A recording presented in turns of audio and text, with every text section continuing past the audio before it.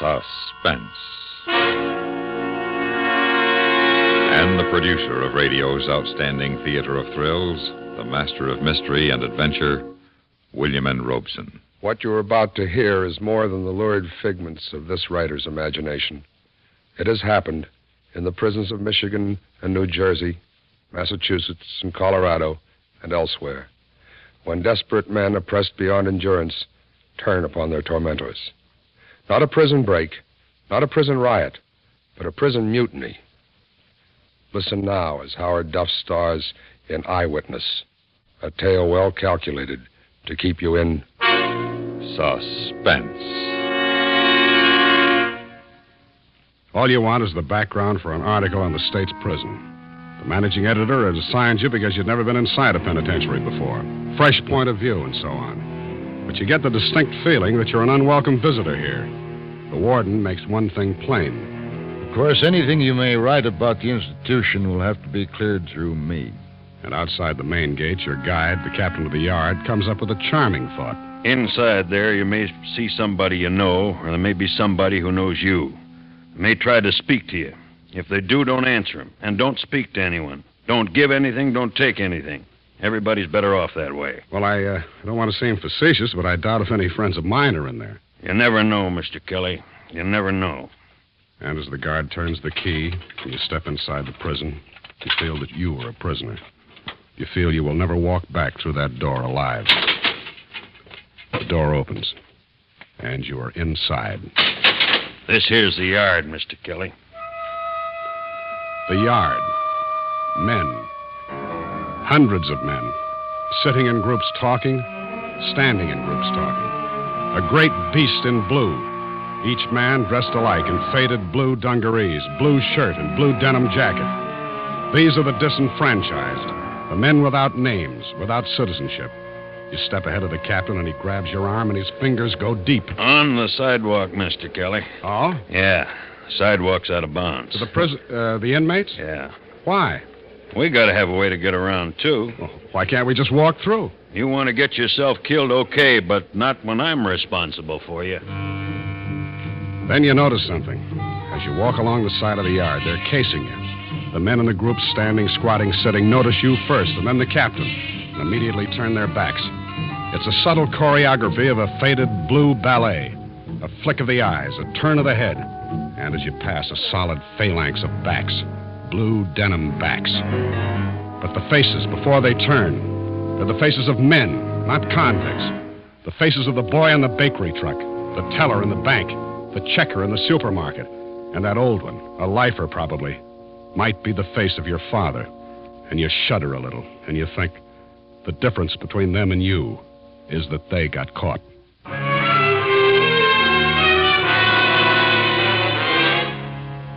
Captain Wolf shows you the dining hall, where dinner begins at 3:30 in the afternoon, in order that 5,500 convicts, eating in shifts, can finish their evening meal by 6:30. He shows you condemned row. He shows you the death house. A feeling of suffocation grows on you. The pall of prison begins to shroud you. You've had it, and you want to walk out of those gates as fast as you can, because you can. Well, it's been a very interesting tour, Captain. Now I think... Wait a minute before you go, Mr. Kelly. Here's something you ought to see. What's that? The old block, that building right ahead. Built more than 100 years ago. Oh? That's where we keep the bad ones. Bad ones? Yeah, in solitary. The tough guys, the deviates. It softens them up fast. Most of them. The old block. A fortress prison. And the date chiseled in its keystone. A.D. 1847. A reminder that it was built when prisons were intended only to punish, never to correct. This'll take only a minute, and you ought to see it.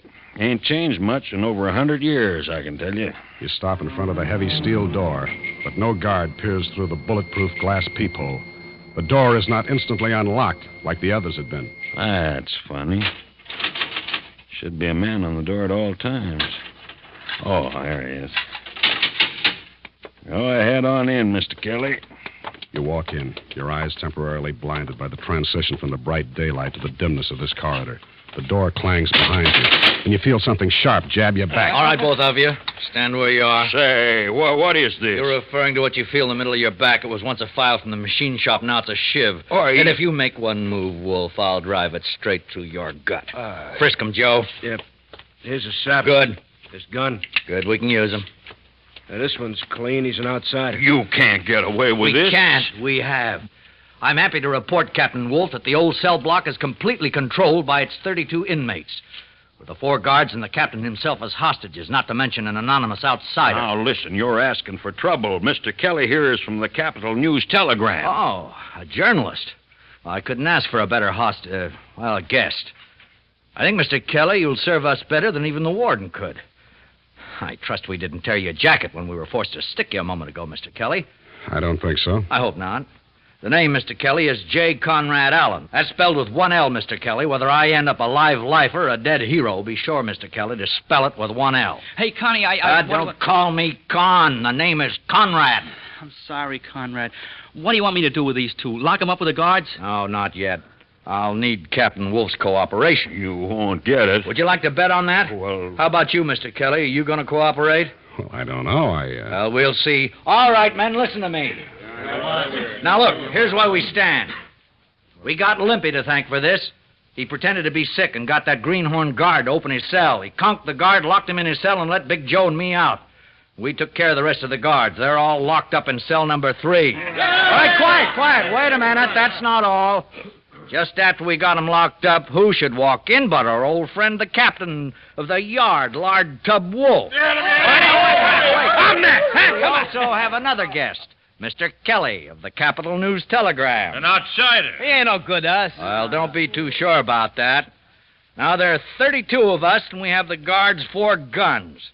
Now, let's handle this thing in a democratic fashion. Well, what do you want to do next? Let's break out of here. Come on. Oh, wait a minute. Break out, Tony. How far would we get? As far as the yard, you think? All the way to the slot? With gun guards in every tower? You think our 4 rods would get us very far? Yeah, he's right, Tony. We can't break out of here. We can't get anywhere. I say let's get back in our cells and spring the guards. We're only asking for more trouble this way. You would figure that way, Pop.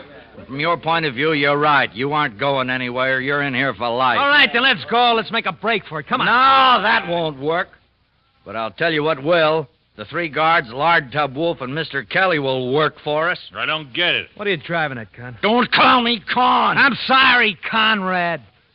We're going to get plenty out of this. We're going to get a square deal. We're going to get better food. We're going to get bars on those cells instead of solid doors. We're going to get rid of straitjackets and leg irons in the dungeon. Oh, we're going to get a lot of things out of this. How are we going to get all that? You just stick with me. I'll show you. First, they don't know anything's happened yet. So, let's tell them. Come on, get on the telephone, Captain Wolf, and call the warden. I will, like... What'd you say? It is sharp, ain't it, Lard? Come on, get on the phone. Tell the warden where you are and what's happened. Tell him to send over our supper just the same and to wait for further instructions. Here. All right, I'll dial it. Here now. Now talk. Warden speaking. Warden, this is Captain Wolf. Yes, Wolf? I'm talking from the old cell block. The Cons have taken it over. What? They got me and McGuire and that new kid and Feeney. Yeah, Mr. Kelly. Warden, if I was you, I'm giving out the advice around here. Give me that phone. And stop whimpering, Joe. He's stuck you a little bit. Lock him up in 3-cell, Joe. Okay, Conrad. Come on, you. Hello, Warden. What have you done to Captain Wolf? Oh, don't worry, Warden. We just drew a little blood. Now, you get this. Who is this speaking? J. Conrad Allen.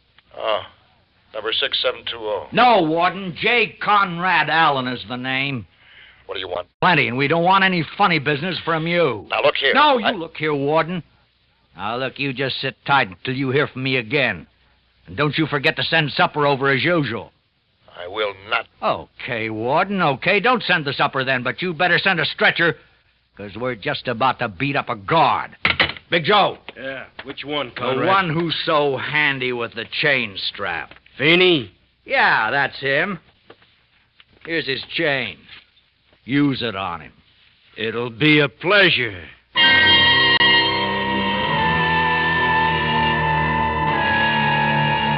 Your throat goes dry as you watch it, and your insides turn over. It's amazing how little time it takes to beat a man into an insensible pulp with a length of chain. And then it's all over, and they toss Feeney's bleeding hulk out into the yard.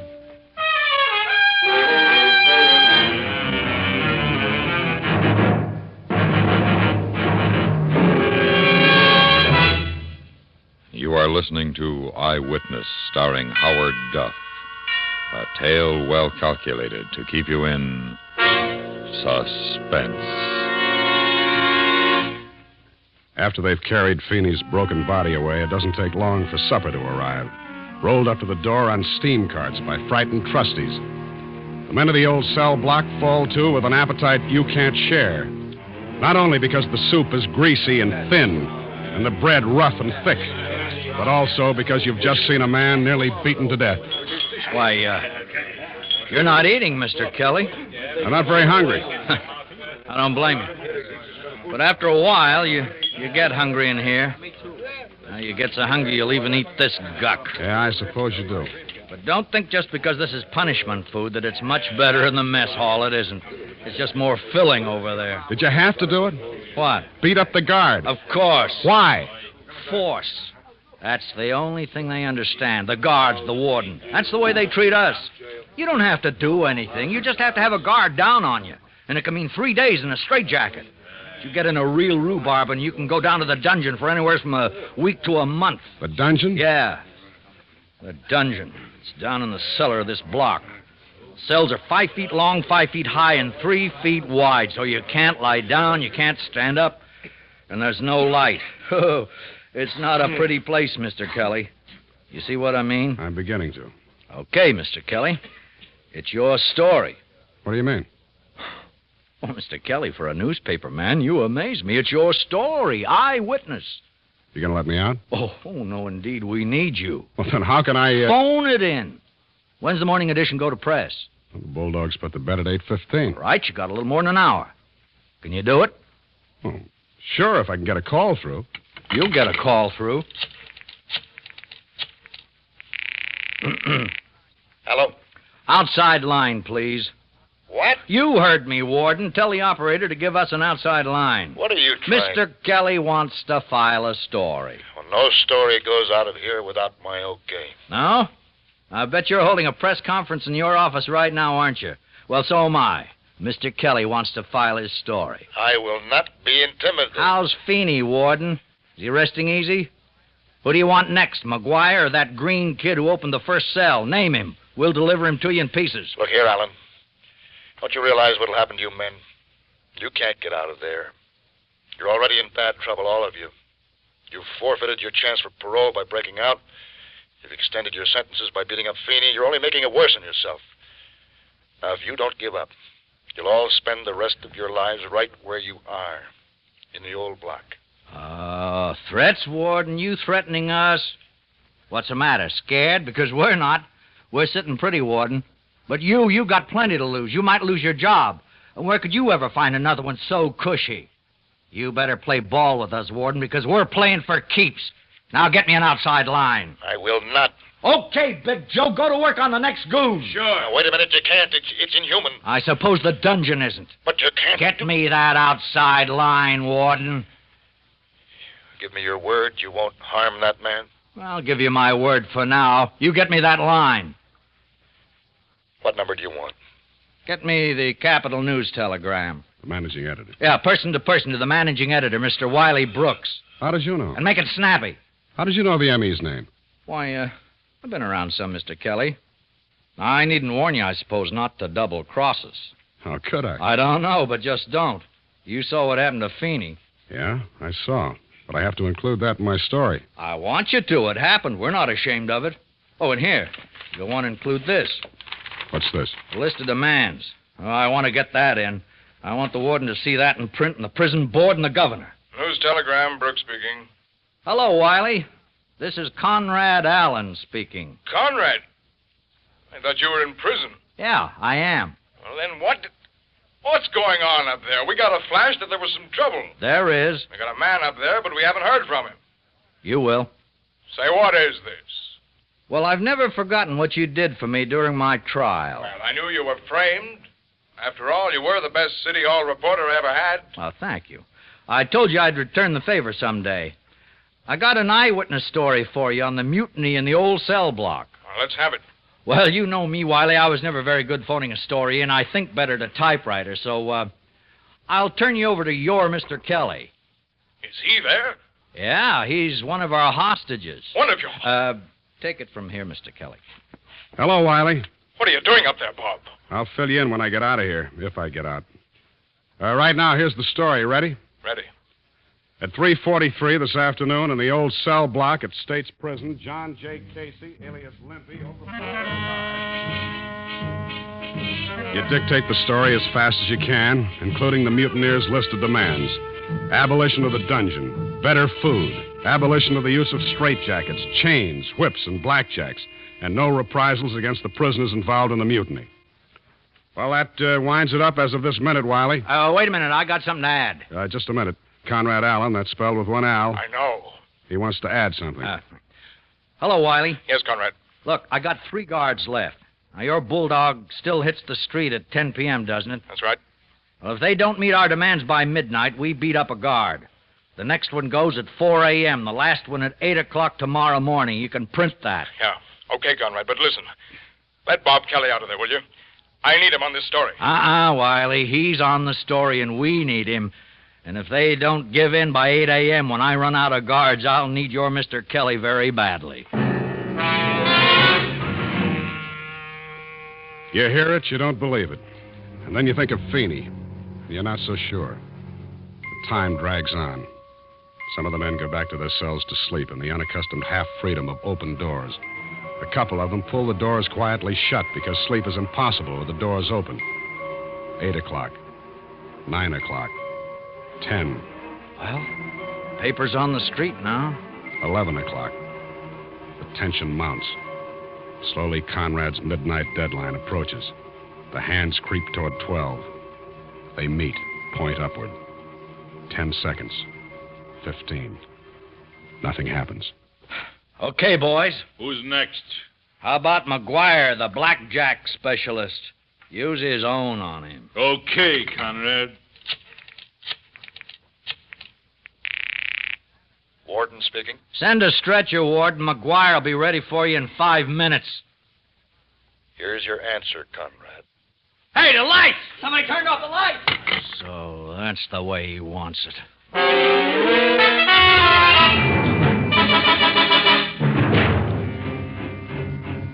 What word do you want to use? Pandemonium, chaos, anarchy? They all fit.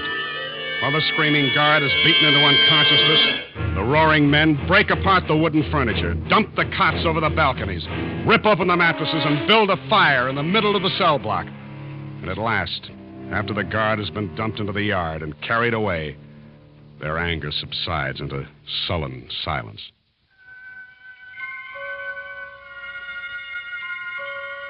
Four more hours drag by, and at last Conrad's next deadline arrives. Ready to give in, Warden? Are you thirsty, Conrad? What do you mean? You will be. Why, the crummy... Hey, Limpy. Yeah. Turn on the water tap in your cell. Huh? Turn it on. It's just a trickle. It stopped. Well, come here. Yeah, Conrad. Look, keep it to yourself, you understand? Yeah, but what does it mean? They turn off the water? Well, just keep it to yourself. Don't tell the other guys. Oh, they'll find out soon enough. Yeah, but let's not tell them, huh? Let them find out by themselves. Look here, Conrad, don't you see they got you licked? No, they haven't, Mr. Kelly. They're scared. They're plenty In scared. the name of humanity, why don't you stop this? Stop now? We can't stop. Hey, Conrad, something's going on outside. What is it? I can't tell. It sounds like digging out and back. Well, can't you see? You kidding? We ain't got no lights, remember? And the yard lights are out. Time to throw him another bone. Which one this time? How about the Greenhorn Kid? Oh, but he's the one who let me out. Well, he's a guard, isn't he? Go to work on him.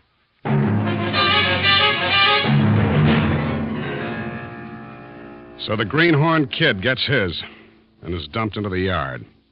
And you sit and wait in the darkness until gray light spreads over the gray walls and through the tiny windows, turning the blackness of the block into a lighter black. And one by one, the men awaken. Hey, Conrad, there ain't no water on the taps. I know. What is this? They turn off the water? Yeah.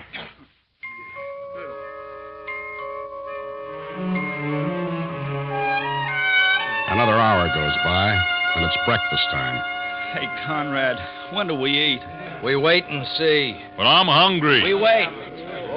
8 o'clock, that's the deadline.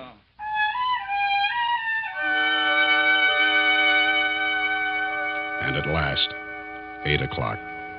Okay, boys, this is it. All right.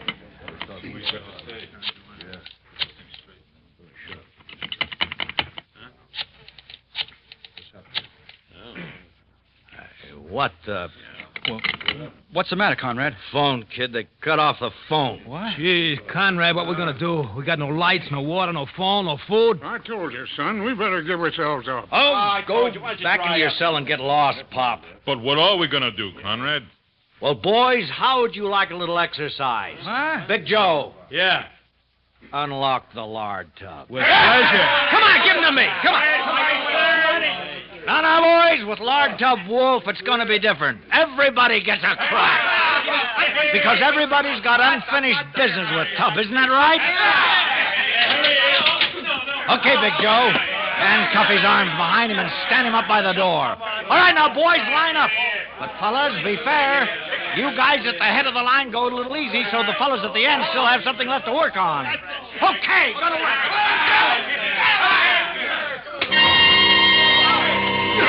You thought you'd seen cruelty before, but this is mass bloodlust.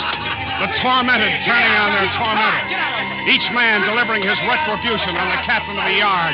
Calculatingly, deliberately, one with a fist, another with a foot, a third with a length of chain, still another with an iron cot leg, and you turn away. And the effort of your retching blots out the sounds of agony and empty victory. Good old Lard Tub. Boy, I got an idea he might quit his job. After he's able to walk again. Hey, Conrad, I just thought of something. Yeah, what's that? What are we going to do next? Nothing. It's their move. Yeah, but we ain't got any more guards to beat up. That's right. But we've still got Mr. Kelly. Your heart stops beating for a long instant as the wild, bloodshot eyes of 32 desperate men center on you. Yeah, that's right. I was forgetting. We still got Mr. Kelly. Now, wait a minute, Conrad. He ain't done nothing to us except do us a favor. He got the story out for us. Now, listen, boys, let's not get ethical. We're all in this all over our heads. If Mr. Kelly's what it takes to win our point, we'll use Mr. Kelly. Now, look, I don't think You're it's right. not supposed to think. I'll do the thinking. You agree with me, don't you, Kelly? You'd do the same thing if you were in my place, wouldn't you? You're asking me. You don't know how long you sit there across the table from Conrad. Time has stopped. You wait. Conrad waits. The men wait in silent little groups. You wait for the next move, the warden's move. And at last it comes. You men in the old cell block. Hey. What's that? Yeah, just pulled a loudspeaker truck into the yard. Where?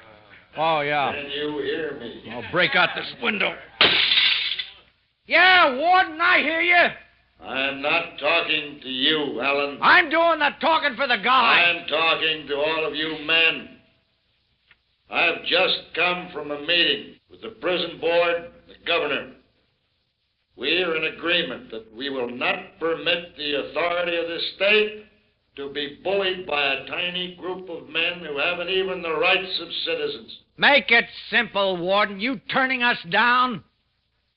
I'm willing to discuss your grievances with you, but I will not be forced to give in to your demands. That's final.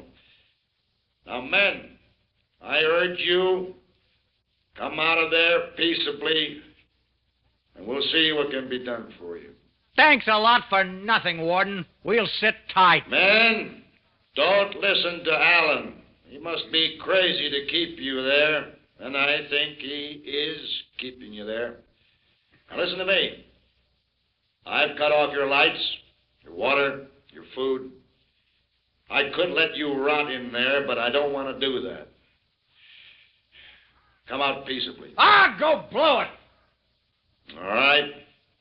I will. My watch says 17 minutes after 9. Exactly 9:30, I will blow up the cell block. You're bluffing. You think so? During the night, we planted dynamite all around the building. Hey, Conrad, you remember I said I heard noises out there during the night, huh? Yeah. You men, don't listen to Alan. Listen to me. Now, you've got 12 and a half minutes to make up your minds. You're forgetting something, Warden. We still got the newspaper reporter in here, Mr. Kelly. I can't be responsible for him. I got all my guards out. I won't bargain any further. There's just a little more than 12 minutes. Think it over, boys. Well, Mr. Kelly, looks like you aren't as valuable as I thought you'd be. I'm sorry about that. Well, we're licked. We gotta give in. Give in! Give in after we've gone this far? Give in and lose everything? Do you realize that in this state they can give us all life for what we've done so far? Me, I'd rather be blown up than spend the rest of my life in this hole. No, Conrad, please, you gotta get us out. It's all your fault, you little punk. What do you mean? If you hadn't cocked that greenhorn guard yesterday just because you wanted to make up to Conrad, we wouldn't be in this fix. Lay off the kid. Well, you little jerk, I ought to break your I head. said lay off the kid!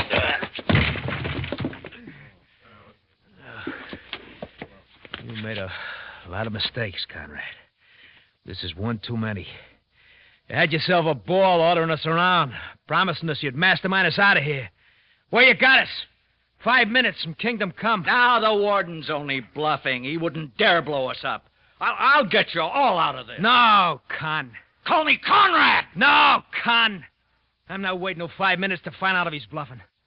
I said you made a lot of mistakes, and the biggest one was passing out the guards' guns, remember? No, stand right where you are. I'm taking over now. Why, you sticking little greaseball. Don't you move, Con. You call me Conrad, you...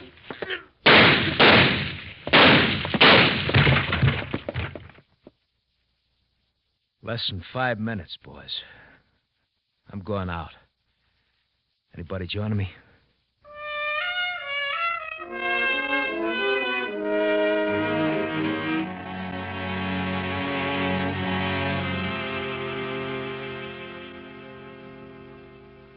Mr. Kelly, I feel I must apologize for the inconvenience and discomfort you suffered. That, Warden, is the understatement of the year. As I said yesterday, you will, of course, clear any stories you write about the situation through me. I doubt it. But we can't permit... Look, Warden, I'm going to report it just as it happened. And when I get through, I don't think J. Conrad Allen, spelled with one L, mixed up and twisted though his values may have been, I don't think he will have died in vain.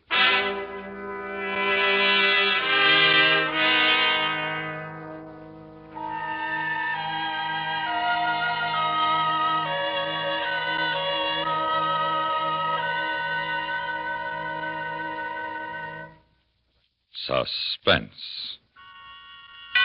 in which Howard Duff starred in Eyewitness, written, directed, and produced by William N. Robeson. Listen. Listen again next week when we return with Herbert Marshall in Back for Christmas, a tale well calculated to keep you in suspense. Supporting Mr. Duff in Eyewitness were John Daner, Lou Merrill, Joe Kearns, Jack Crucian, Court Falkenberg, Barney Phillips, Tony Barrett, Dick LeGrand, and G. Stanley Jones. The original musical score was composed and conducted by Jerry Goldsmith. Every weekday evening, most of these same stations bring you three of the greatest stars in all show business, Bing Crosby and Amos and Andy. In their music hall, Amos and Andy let still another star, the Kingfish, join the proceedings as they play host to lady wrestlers, symphony conductors, and anyone who will make music or laughter or both. Hear them every weekday night on CBS Radio.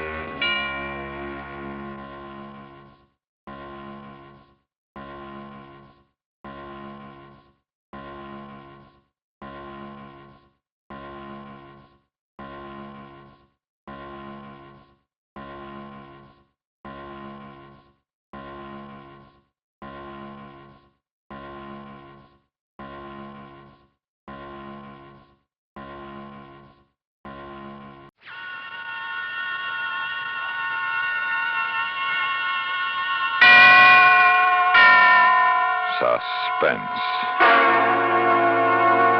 And the producer of radio's outstanding theater of thrills, the master of mystery and adventure, William N. Robeson. East of Phoenix, Arizona, off to the left of the old Spanish Trail, squats Superstition Mountain, a glowering, forbidden mass of black granite whose canyons and buttes keep well the secret of the deaths of many men. 400 years ago, the conquistadores searched here for the legendary 7 cities of Cibola, which were supposed to be built of pure gold. The search has never been totally abandoned, for modern legend tells us that Superstition Mountain guards the fabulous lost Dutchman mine. But no one can be sure, for no man who has gone searching for it has come out alive. The facts you are about to hear are true. The story imaginary, since none of the characters involved lived to tell it. Listen then as Raymond Burr stars in the Paralta Map, a tale well calculated to keep you in suspense.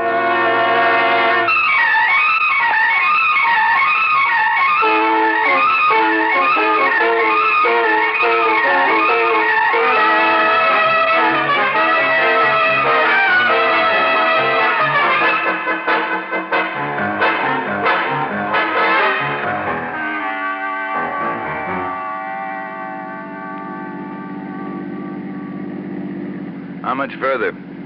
Willis? Huh? What do you keep looking back for? You afraid somebody's following us? No, I was just checking the trailer. Sun's getting mighty hot on the horses. It's going to get hotter. Think we ought to stop and water them? Wait till we get to Lowney's. Okay. How far is it? Hey, you see that big mountain sticking up over there on the left? Yeah? Well, that's Superstition Mountain. His place is on the road right opposite it. About, another 4 or 5 miles. You sure he'll be alone? Well, he lives alone. Anybody else is there, it'll just be somebody who's pulled in for gas. They won't stay long. They'd have to be crazy to stay long out here. Yeah. I wonder why he does. Takes all kinds. I guess. Bartender I talked to in Phoenix, fella that's done some prospecting himself, he said old Lonnie'd rather have coyotes for neighbors than people. Looks that way. Cracker, how much you planning on telling him? Just enough to get him hooked. Well, supposing he ain't interested. Then we make him interested. What do you mean, by showing him the map? If that's the only way, yeah. We'll show him the map. But I thought we said we wasn't going to show the map to nobody. I'm not going to argue with you. I can turn around right here, take the horses and the trailer back to Phoenix. Forget the whole thing. You want me to? Now, look, Cracker... Then we do it my way. He wants to see the map before he makes up his mind, I'll show it to him. Well, suppose he doesn't believe it's a real thing. Suppose he thinks it's a fake. He won't. Not if he can read Mex and knows the country like you said he does. Well, it ain't only me that said it. It was the people I talked to in Apache Junction. They told me nobody really knows Superstition Mountain, but old Lonnie knows it as good as the next guy. He'd better. Cracker, suppose after he sees the map and he knows it's no fake, he still won't take us in. We'll look for somebody who will. Well, and leave him knowing where the mine is? He might try to beat us to it. Don't worry so much. He'll go in with us. I guarantee it.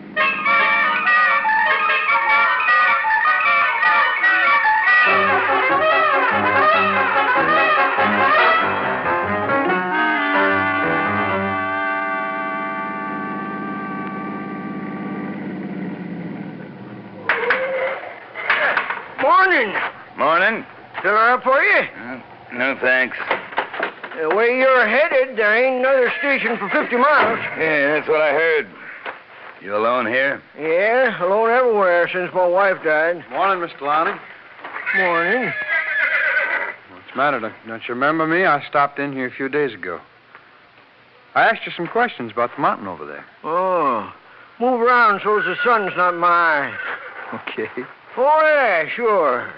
Mr. Lonnie, I'd like you to meet a friend of mine, Henry Cracker. Howdy. How are you? Mr. Cracker's got a proposition that ought to interest you, Mr. Lonnie. Oh, well, I ain't got no money to invest. You don't need any money. We got everything we're going to need right in the trailer. That's so? You going to water the horses or not, Willis? Sure, I'll do it right now. Water trough's behind... He'll find it. Can we get out of this sun to do some talking? Sure. Come on inside. Don't get much company out here. Hardly ever get a chance to visit with folks, so My place ain't usually fixed up. Hope you ain't finicky. No? Got some beans and coffee on the stove. You hungry? I could use a cup of coffee. Fine. You sit down anywhere. Thanks. Yeah. Got canned cream if you'll take it. No, drink it black. Me too. Now then. Lowney, how much do you know about the lost Dutchman mine? Well, like I told your young friend, as much as anybody else around these parts. You really believe it's there? In the mountains? Sure I do. Seen too much evidence not to believe it. What kind of evidence? Well, where the Mexicans had their ore chutes and where they had furnaces to melt the gold down into bars. You ever look for the mine? No, not exactly. But you've been on the mountain.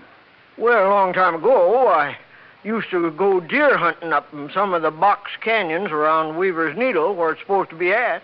What's the name Paralta mean to you? Well, they're the ones that owned the mine years ago, long before the Dutchman found it. Apaches killed most of them off when one of their mule drivers got mixed up with an Indian squaw. After that happened, the Apaches didn't want anybody coming in and working the mine again, so they hid it, covered it over with brush and dirt. How'd the Dutchman find it? Well, one of the Peraltas who'd been away from the mine when his paw got killed, he got in a saloon fight one time. Dutchman hauled him out of it, and this Peralta gave him a map out of gratitude. Leastways, that's how the story goes. Mm-hmm. Dutchman, he was supposed to have murdered a couple of fellows, including his partner back in the mountain. But he died before anybody ever found out for certain. You know what happened to the mine after that? No, nobody knows, except they know it's lost. Not going to stay lost. Huh? What do you want to guide us back in there? I figured you was getting to that. Well, what's your price? Ain't got none. We'll give you $300. Well, that's a good bit of money, all right, but I can't leave the station. Oh, don't give me that, Lowney. You don't do that much business in a month. Oh, yeah, sometime. You got cobwebs in the gas pump, and look at you. When'd you get a new pair of overalls? Well, that's not the point. I just don't want to go back up in there. 500. No, and it ain't the money. So you needn't offer me any more. Lowney, all you gotta do is take us onto the mountain, help us find certain landmarks that are on a map we have. Map? Yeah, you know how many maps I've seen in the past 20 years? All of them guaranteed to show how to find the lost Dutchman. Man, if I had a silver dollar for every one, I wouldn't be able to lift them. A map. It's the Paralta map, or a copy of it. Oh, sure. They're either the Dutchman's or the Peraltas. A map. When you're through laughing, you can take a look at it. Peralta map. Here. Take a good look. I've been waiting all my life to come across something this good. Knows a desert rat's going to sit and laugh at me when I do. Now, you study this thing. Feel it. Run your hands over the ink. You can read Mex, can't you? Yeah. And you're supposed to know landmarks. Are they phony? Huh? All right, Lowney. You still feel like laughing? Can't laugh at somebody I feel sorry for. What do you mean by that? You'll see. You going with us? Nope, I ain't. What's the matter with you? You like living this way? You like being a desert rat? I may be a desert rat, but I'm a live one. So? You ever read how many men have been killed hunting for the lost Dutchman? Who cares? Me. I don't want to add to the total. That for you? Yeah. Don't answer it. What? Now, just wait a minute, mister. Sit down. Sure, you don't have to hold no gun on me. Crack a... Hey. Is he going with us? He is, or he's not going anywhere. That right, Lowney? What'd you say you'd give me? 500. It ain't enough. Why, you chiseling... It ain't enough for risking my life. What do you want? As long as I'm gonna die, I might as well die rich. I want a third. Third of the mine? Okay, you got it. Now, wait a minute. Now, you shut up. There's no... You can stop worrying, Lowney. Nothing's going to happen to you now that we're partners. Being partners ain't got nothing to do with it. Well, what has? For a couple of fellows after the lost Dutchman, you sure don't know much about it, do you? We know enough. No, you don't. But you will. Yes, sir, you sure will.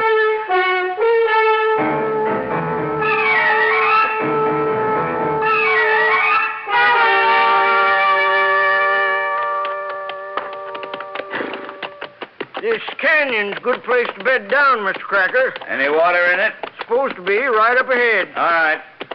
Hold it up, Willis. Make our camp here. Oh, yeah. Oh, Move on. How far away from where the mine's supposed to be at? About a mile the way I figure it. That right, Lonnie? If the map's right. You know it is. I've seen a lot of wrong ones before. Look just as good. Well, this one ain't wrong. Where'd you fellas get it? I got it. I got it off an old Mexican in Sonora. He give it to you? Yeah. Yeah, you might say he did. Willis, you take the horses down to that water. And now, look, how come you haven't done nothing but give orders ever since we started? Ain't you ever going to do any work? Make a fire, Lonnie. Give me those reins. Well, I'll be jig-swiggered. Never thought I'd see you stand up to him. Well, why not? He's my partner. He's not my boss. I'm a partner, too. Yeah, I know you are. Well, now let's see if we can find something to make fire. You know what they call this canyon? How'd I know? I ain't seen my map since I gave it to him. It's West Boulder, where old Adolph Ruth camped. Yeah, who's that? Ruth? Oh, he's a fella come out of Washington, D.C. back in 1931. Had a Paralta Map, too. Yeah, well, not a good one. He didn't find the mine. Well, some say he did, some say different. No? Well, what did he say? Nothing. Wasn't until 6 months later that they found his body, rifle bullet in his back. Well, there's a nice hunk of dried mesquite. It smells like hickory when it burns. Now, the way I figure it, Ruth must have found the mine. What makes you so sure? Well, when they found him, the map was gone, but inside his vest was a piece of paper with his writing on it. It said, Veni, Vidi, Vici. That's Latin, meaning I was successful. Who killed him, do they know? Well, sure they know. Same person or persons who killed just about everybody what's ever got close to the mine. Mr. Lonnie, you trying to scare me? Of course not, boy. Just trying to tell you what we might be up against. Well, me and Cracker got rifles. We can take care of ourselves. Oh, sure. Same as that fella last month. He come in looking for the mine. Sheriff's posse brought him out. Dead? Yep. Rifle bullet in him, too. Well, there's an old dried-up century plant. Might burn. Could be some hunter thought he's a deer, you know. Yeah, could be. But that ain't the way folks figure it. No? No. Let's look over there. They figure that he was shot by the same person what's been doing the other killings. How many is he supposed to have killed? Oh, 50, maybe a little over. That's quite a story. Who made it up? Newspapers? Sheriff's office don't think it's a story. Bullet they took from him and Ruth and some of the others all come from an old-type Army rifle. Anybody ever see whoever it is that's supposed to be doing the garden? Well, not so they could recognize him, but their stock. An old Indian fella named Fat Dog lives over in Mesa. He's supposed to have seen him one time. Well, how'd he know it wasn't just a hunter? Well, he couldn't be sure, but what got his eye in the first place was the thing this man was carrying. What was that? It looked like an old U.S. cavalry saber. Troops used to chase the Apaches back up in here. Yeah? Well, Fat Dog, he didn't stay around after that, and he ain't been back since. Well, how close a look did he get? It wasn't too close, not too far neither. He could hear the spurs this fellow was wearing. Well, I can understand a guy wearing spurs in this country, but why'd he carry a big old cavalry saber around? That doesn't make sense. Lots of things on this mountain don't make sense. Lonnie, you're going to start the fire so we can eat, or you're going to talk all night? Fixing to start it now. Hey, Cracker, you ever hear about a fellow named Ruth got killed up in here? When was that? 31. Over 20 years ago. Yep. But another fella named Cravey, he had a helicopter fly him in just a couple of years back. They found him 9 months later. Same type gun did it. Well, that don't mean the same person did it. There must be a lot of old Army rifles around in this country. Suppose so, but both Ruth and Cravey had maps. Good ones, I reckon. And both of them were killed the same way. You mean both of them were shot? Well, a little more than that. They were shot through the back. Then their heads were chopped off.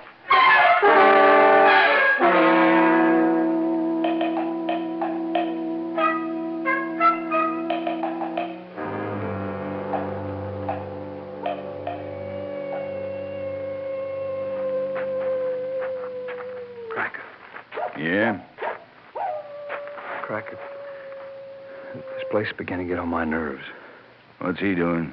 No, he's just laying there, looking up at the stars. Got that rope on him tight? I got it on him so tight I'm going to have trouble getting it off of him in the morning. Say, Cracker. Yeah? You don't think there could be anything to what he's been telling us, do you? You crazy? He's just been trying to see if he can scare us.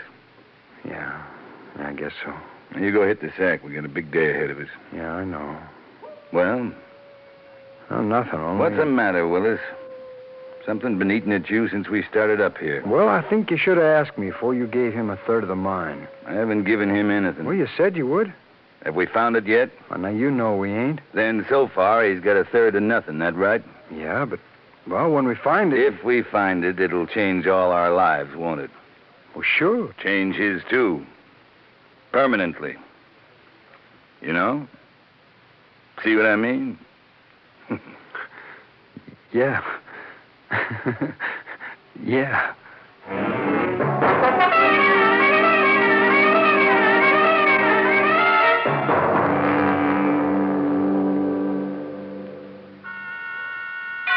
You are listening to the Paralta Map, starring Mr. Raymond Burr, a tale well calculated to keep you in suspense.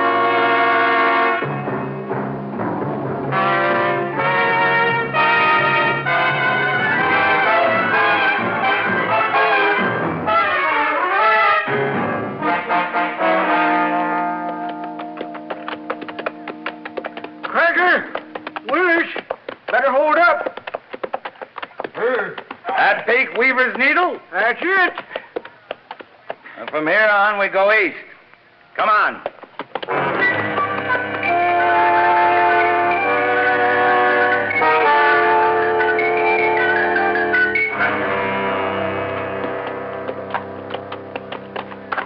According to the map, it's somewhere up in one of those box canyons. Yeah, but which one? There's 5 or 6 of them. We got to get up high. Look down on them. All right. Oh, boy. No, hold it, Willis. Yeah, country's getting too rough for horses. We'll leave them here and go in on foot.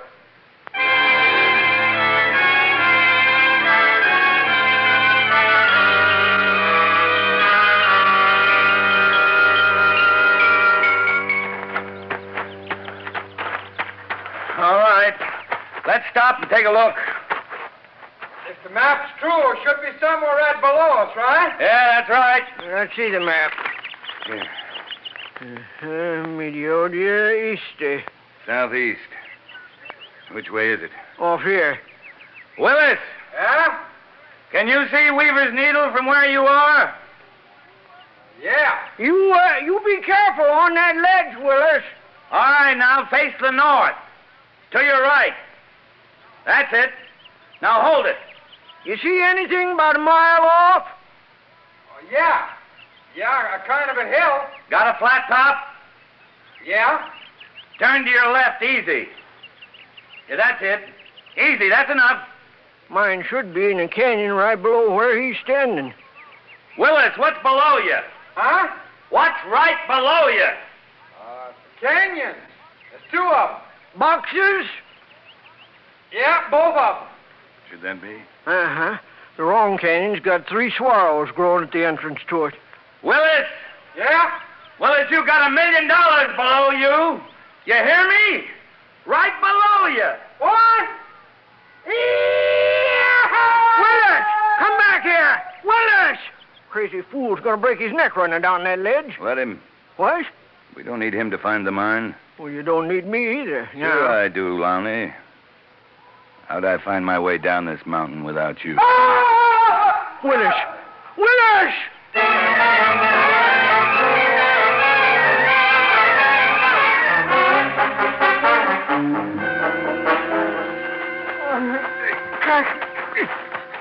Cracker. What happened to you? Help me. That ledge up there. Ooh, it's all shale. It went out from under me. Well, here, let me see. Hey, Lowney. Out. Yeah, his leg's broken. Lowney, what do you call those funny-looking things sticking up over there? Huh? Oh, swallows. The mine's over behind that bluff, about another 400 or 500 yards. Cracker, you can't think about that mine now. You gotta get me out to a doctor. Yeah, he's right, Mr. Cracker. All the doctors I know, they say a man with broken bones shouldn't be moved. What? They say you should just cover him with a blanket. Cracker, you stop talking like that. Where's your rifle, Willis? I dropped it back up there when I fell. Cracker, you're going to carry me out here, ain't you? Cracker? Lonnie? We'll carry you, boy. Well, I want to hear him say it. Go on, Cracker. Lonnie, we got maybe 3-4 more hours of daylight. If the mine's in that canyon, it's covered with brush. Cracker. It'll take us at least that long to clear it away. Cracker, look. We can't leave him here. Please. We'll come back for you on our way out. No. Don't leave me, please, Cracker. Please, huh? I could carry him. No, you're going to need your strength to help me. Now, let's go. No, wait. Cracker. Look, Cracker, I'll give you my share, you hear me? Cracker, I'll give you my share, please. Please. I'll be back for you, boy, as soon as I can. Come on, Lonnie! Yeah, here, you take my canteen. Now, make it last. Cracker! Please! Cracker, please!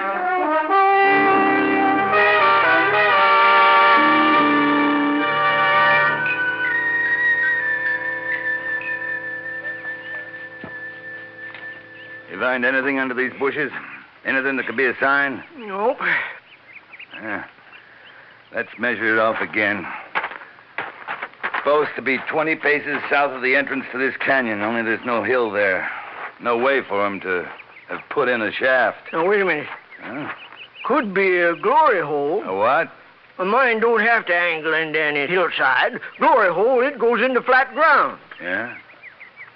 All right, I'll count off the paces again. Then we'll dig. Straight down.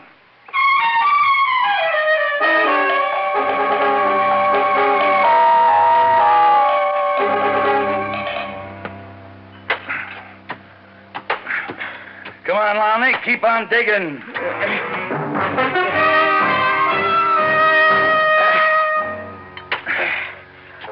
What's the matter? What are you quitting for? I'm tired, and it's dark. Can't see what I'm doing. Moon will be up soon. I'll keep digging. Come on, dig!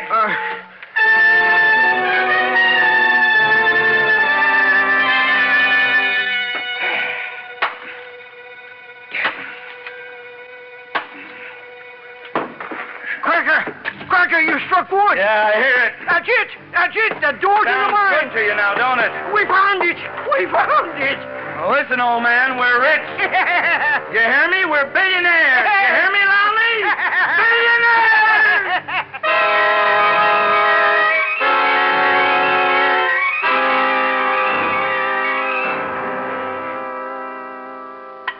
Can you see down in there? No, too dark. Oh, I clean forgot about Willis.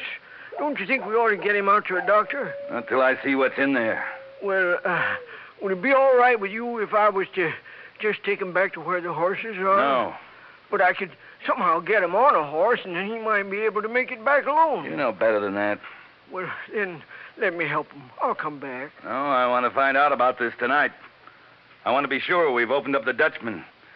You go get some of that brush we cleared off. We'll set fire to it and drop it down in there. You say so. Then hurry it up. All right.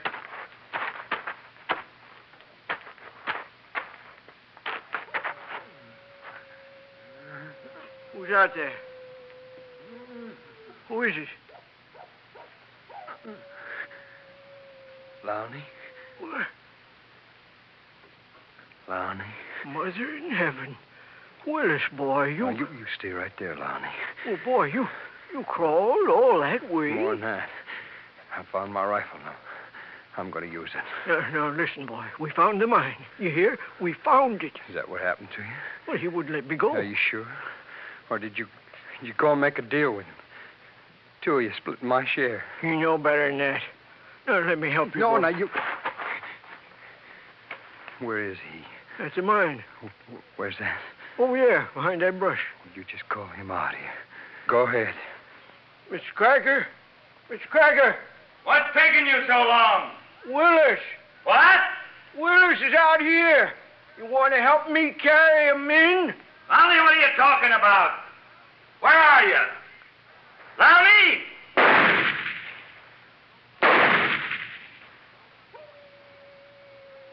Mr. Cracker? He won't answer you, Lowney. No, don't guess you will. Well, come on, boy. I'll get you back to our camp and go for help. Now, you hold it. You put your arm around my neck. That's it.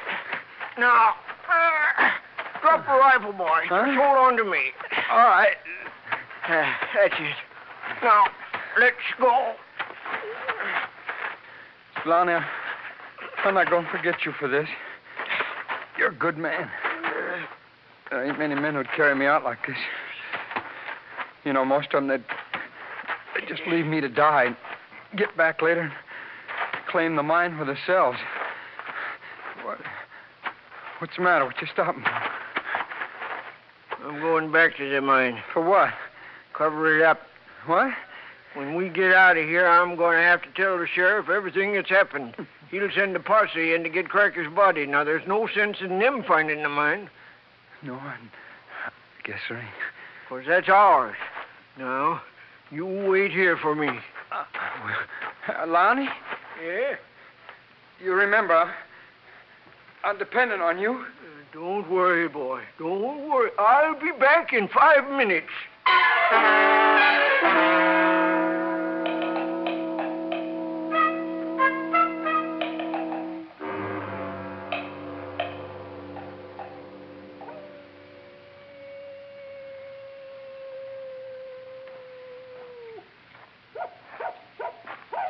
Willis? Who's out there? Can't be Willis. He's too far off. Who is it? Who's there?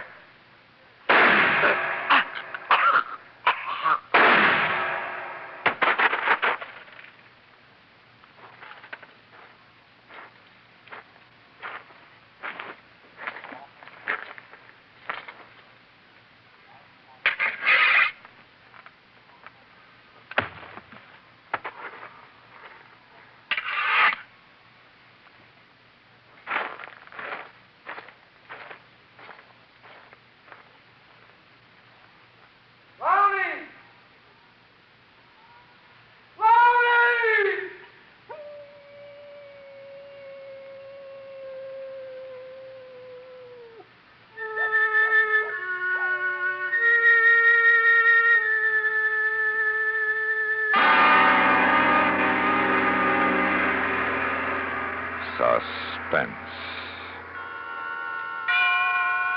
in which Mr. Raymond Burr starred in William N. Robeson's production of The Paralta Map by Charles B. Smith.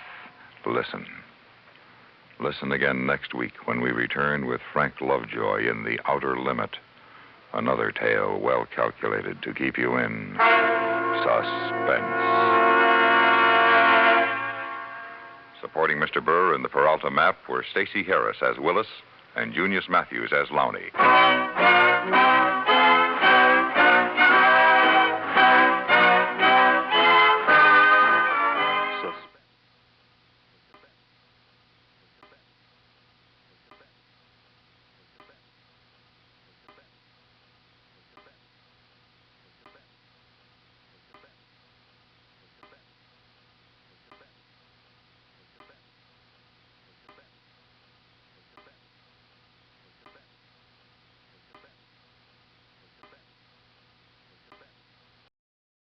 And now, Miss Agnes Moorehead in Death and Miss Turner, a tale well calculated to keep you in suspense.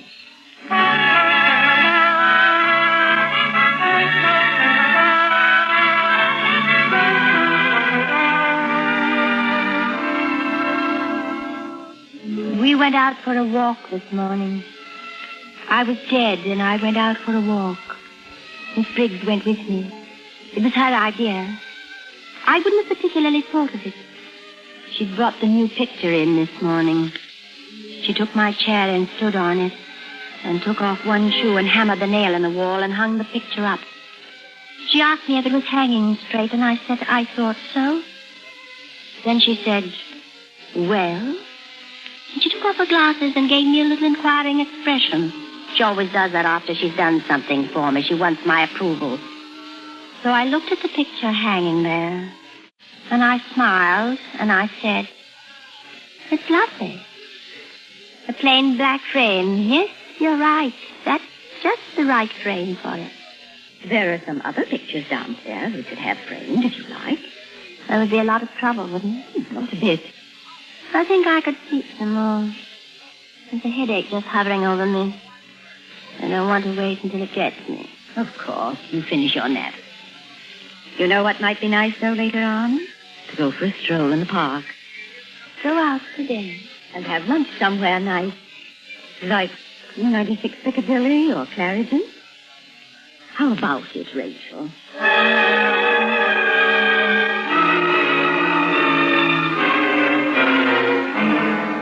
I was dead. Long, long dead.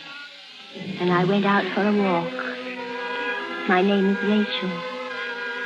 Yes, there can't be any doubt about that, no.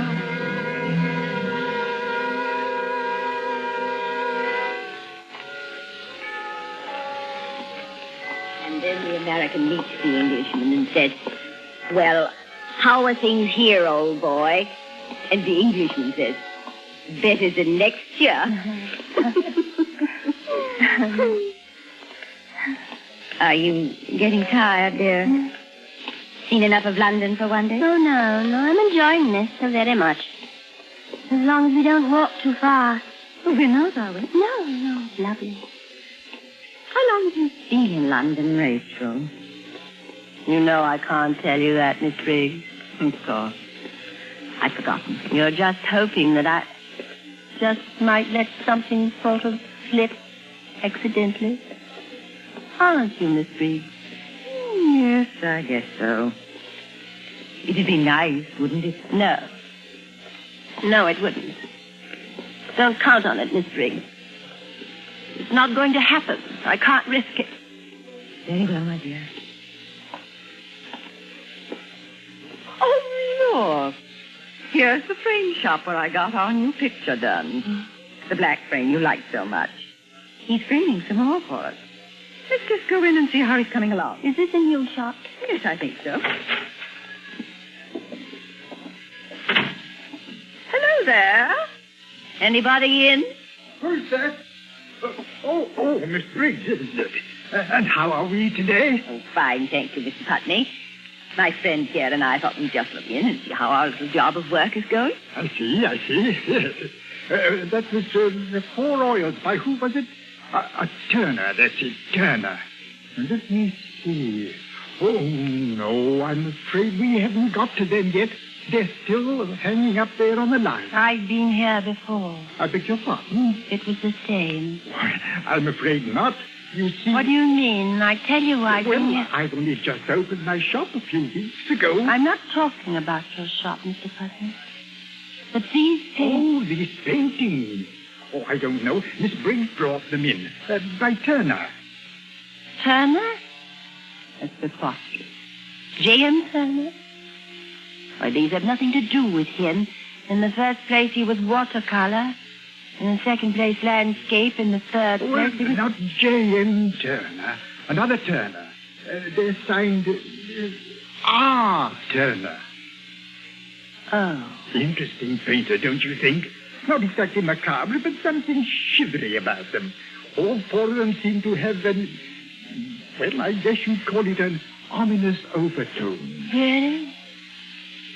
I don't feel that particularly. Well, wouldn't you call it a little nightmarish when a painter goes to this much trouble? All this detailed painting a man in his hand, his suit, the handkerchief in his pocket, the carnation in his buttonhole, and then leaves out his face in all four paintings. No face. I see a face. Oh, yes, of course. Not complete. Not the filled-in features. But the qualities of this man's face are there for me, even though they're not there for you. I should know this man if I met him. I think we'd better be getting back. He's dead, I think.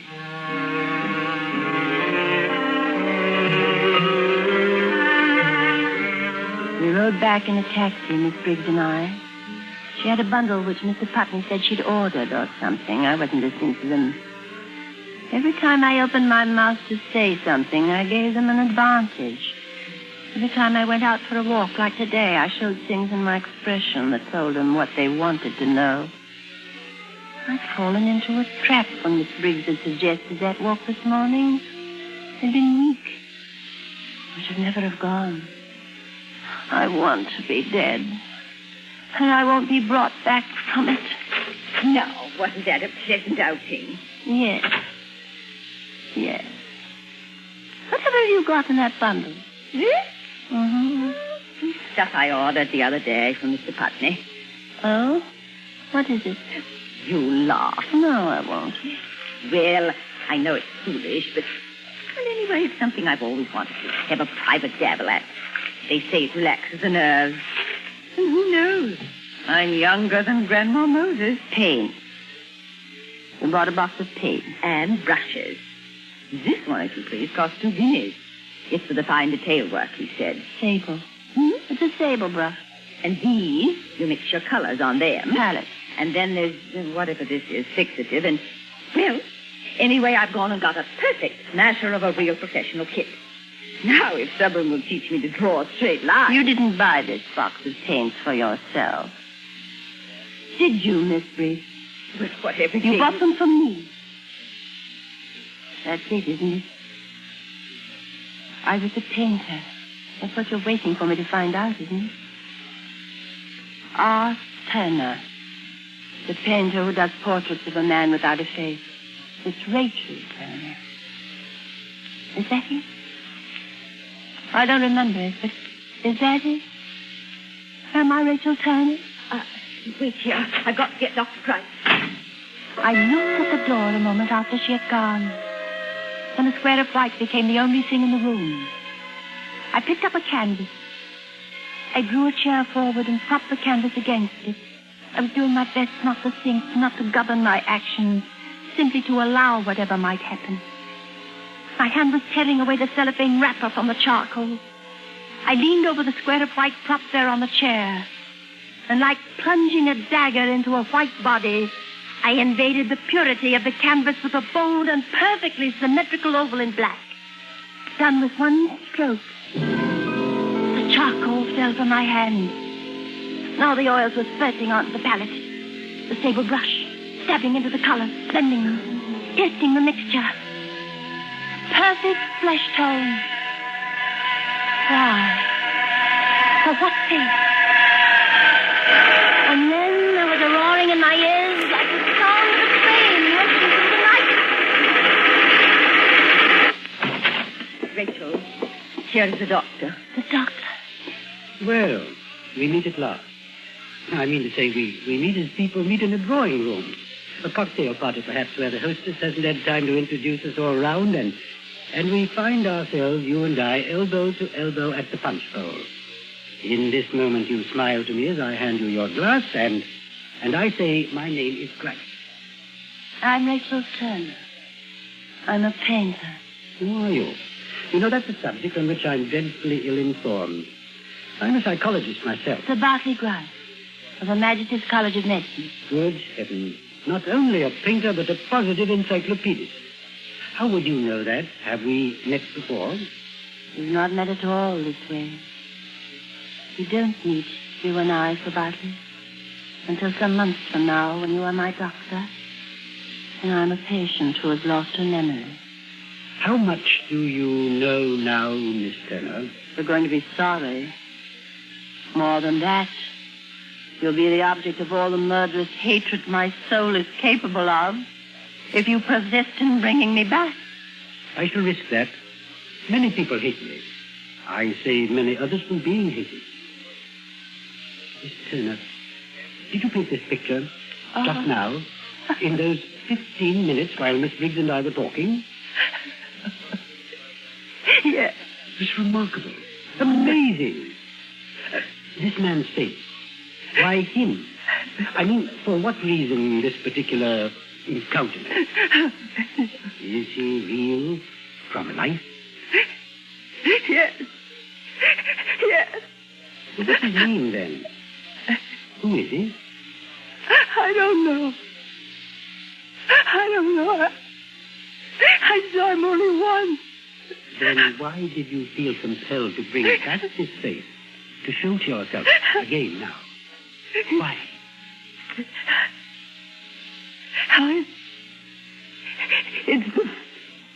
It's the face of the man I murdered.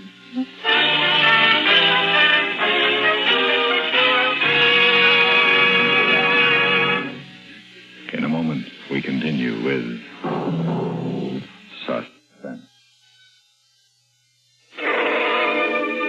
We continue with Death and Miss Turner, starring Miss Agnes Moorehead. A tale well calculated to keep you in suspense.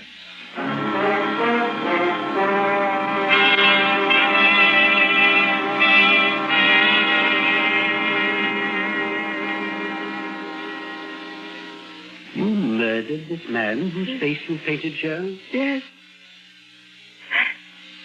Yes, I did. How did you murder him? Oh, I don't know. You have no recollection of having actually done it? No. You are unable to tell yourself where it happened or when? No. I only am sure that I killed him. Miss Turner, we are going to give you something to make you sleep.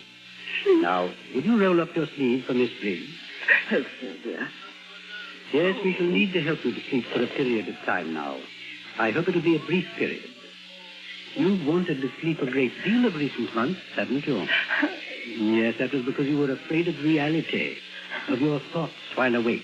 So you were always dozing off or taking a nap or staying in bed till half the day was gone. Now I know I'm a murderer. I've earned the right to be drugged into forgetting it for a few hours. I was already dead. I'd forgotten. Why couldn't I have been allowed to die? Why not have hung me and be done with it? Hung you? Hung you for what? For a murder you cannot describe? Of a man whose death and circumstances pointing to violence we have no record of? No one on earth has come forward to accuse you of any crime. How did you find me? What was I doing? Where was I when you found me? You must remember what happened yourself. You must live through that horror again. Only then will you know what is true. In the meantime, I shall help you in every way I can. Hate me if you like. It's better than hating yourself. Good night, Miss Turner. So many years to remember. A life brought back to be my own. The figures and landscapes and people which belonged to me, when nothing had been mine the day before. It was all there. Up until my birthday. What happened on the 16th of April? I remember the night before. It was the last thing I remembered until awaking here in the hospital on the first day of May. I was standing in the lobby of the hotel, just having got off that rickety elevator. And my bag was packed. It was there at my feet. And the porter came around from behind his booth and handed me my train ticket. After that, nothing. Black. White. Piano. Film. Train. Teach. Barrister. Solicitor. Pallet. Paint. Porter. Ticket. Mm-hmm. Train. Snow White. I beg your pardon? Snow White. She has that long train that the dwarf carries. Oh, yes. Quite right. Blood. Red. Train. A sword. Miss Turner, have you noticed anything about your response to this word? Which word, Doctor? The word train. I have put it to you 3 times, and each time you have, for some reason, avoided connoting what one should expect to be the most commonplace association.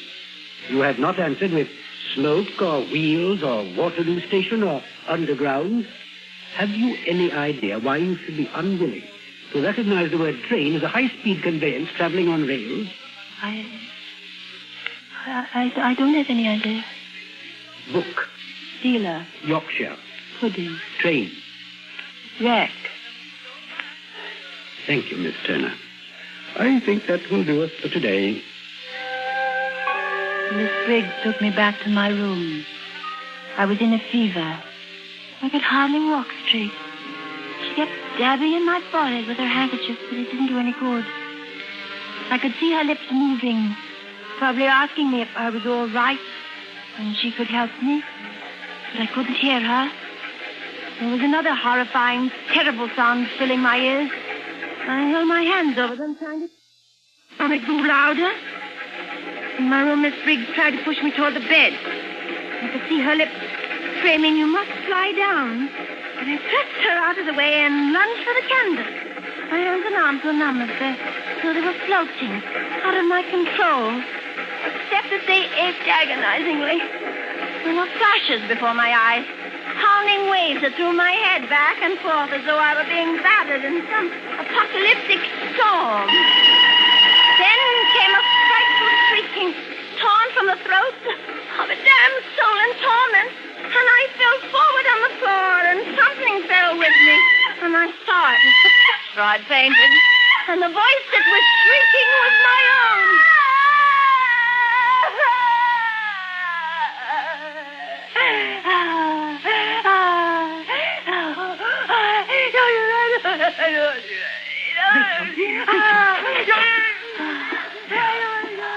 This is it, nurse? Oh, yes.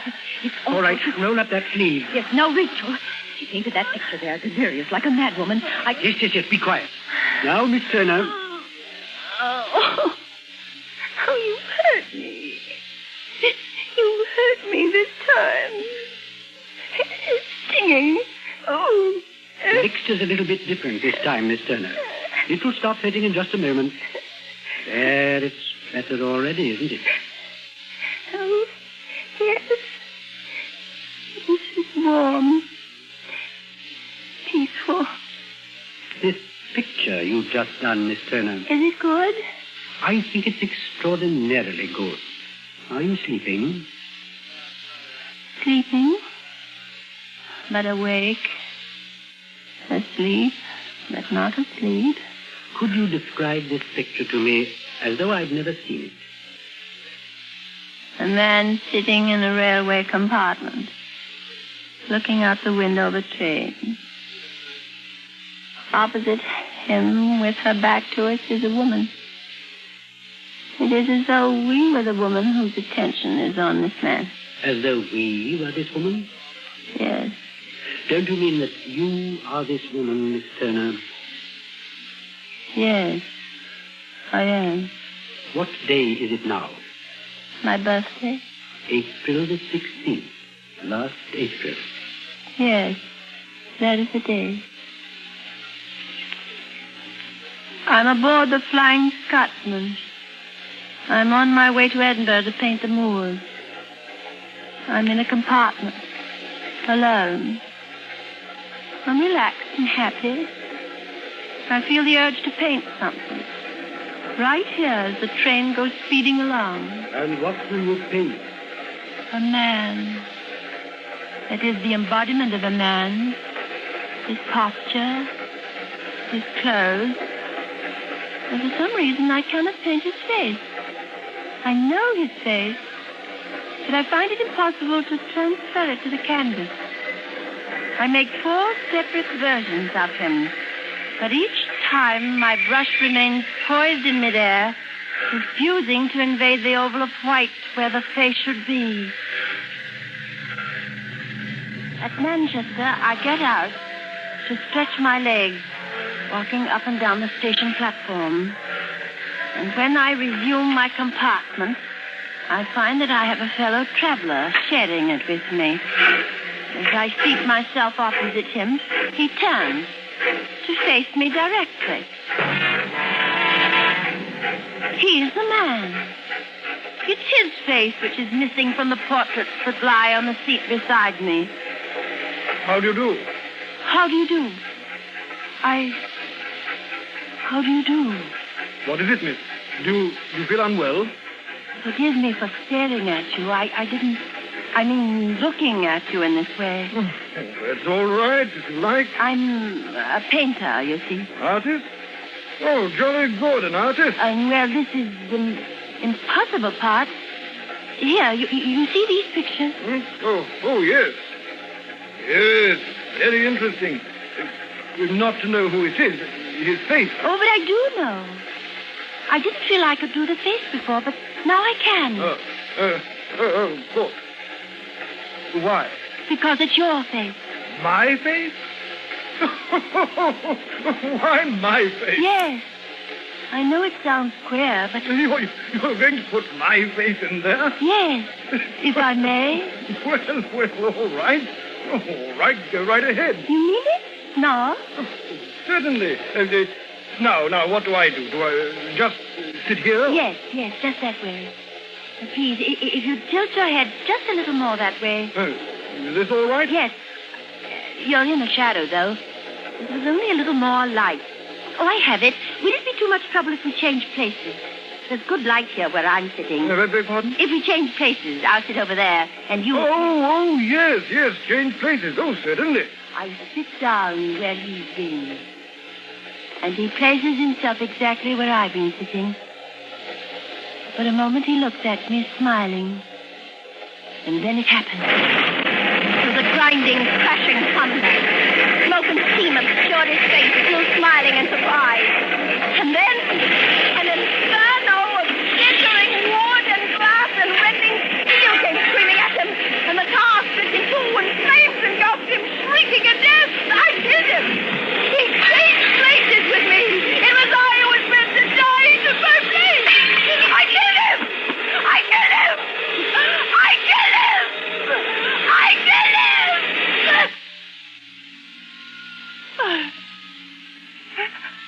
I killed him. I killed him. He took my death. No, Rachel, you did not kill him. You know that now. Now that you remember, you've come back from the edge of madness.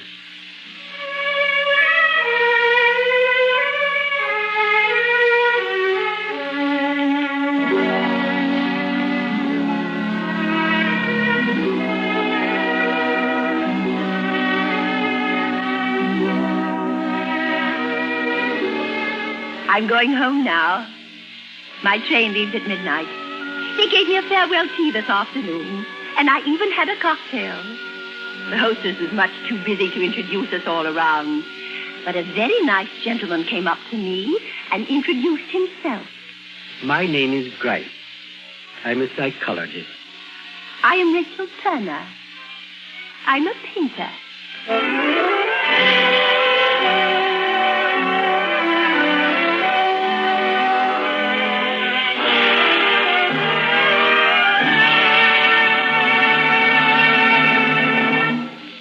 Suspense, in which Miss Agnes Moorehead starred in Death and Miss Turner, written especially for her by William Spear and produced and directed by William N. Robeson. Supporting Miss Moorehead in Death and Miss Turner were Irene Tedrow, Raymond Lawrence, John Hoyt, and Richard Peel. Listen. Listen again next week, when we return with another tale well calculated to keep you in suspense.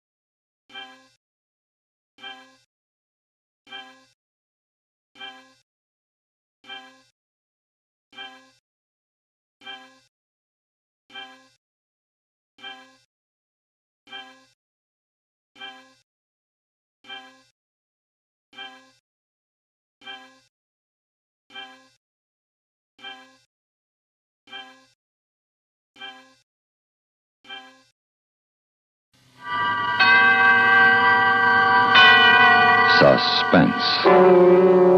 And the producer of radio's outstanding theater of thrills, the master of mystery and adventure, William N. Robeson. Did you know that the Stanley Steamer is the fastest automobile ever made? It is. Theoretically, at least. Nobody ever determined its top speed because it had a tendency to blow up first. All of which is by way of background for the upcoming story of Suspense. Listen.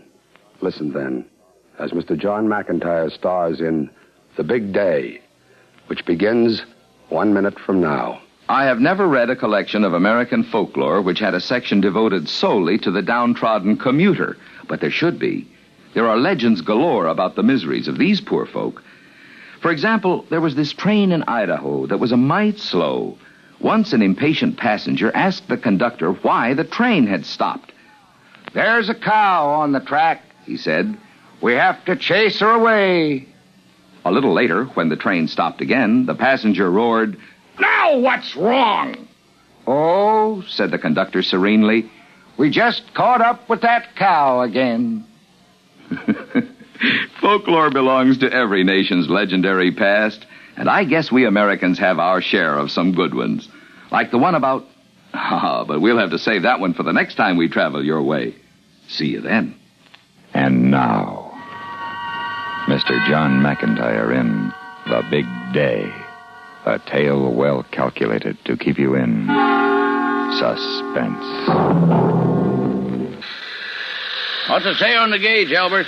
Looks like about 4 pounds, Sam, maybe 4.5. Not enough. She won't run on 4.5 pounds of steam pressure, that's for sure. Can't see what difference it would make if she did run, Sam. You wouldn't take her anywhere. Just sit here in the garage like you've been doing every day since I can remember and steam her up and not go anywhere. Now, how come you just steam her up and don't go anywhere in her, Sam? Because the right time hasn't come along yet. That's why, Albert. Hey, you put new wheels on her and new racing tires.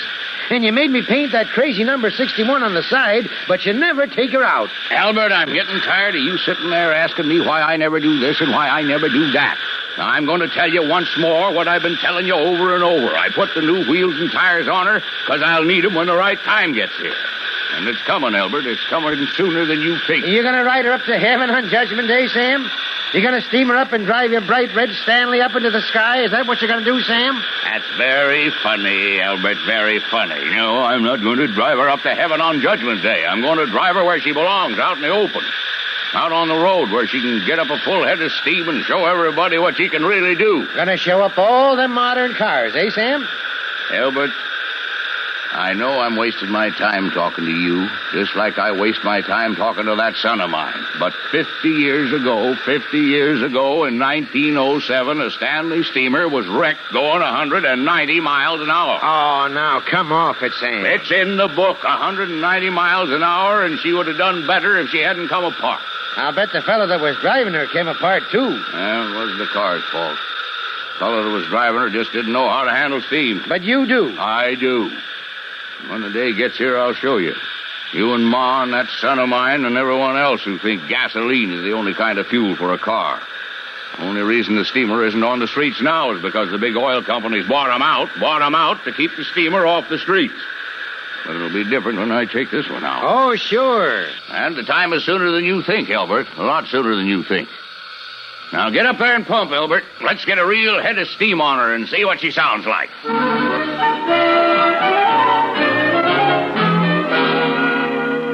In just a moment, it'll be time for the 5:30 news. But first, here's a word from our sponsor. Friends, how long has it been since you felt good? Junior? Really good, I Junior?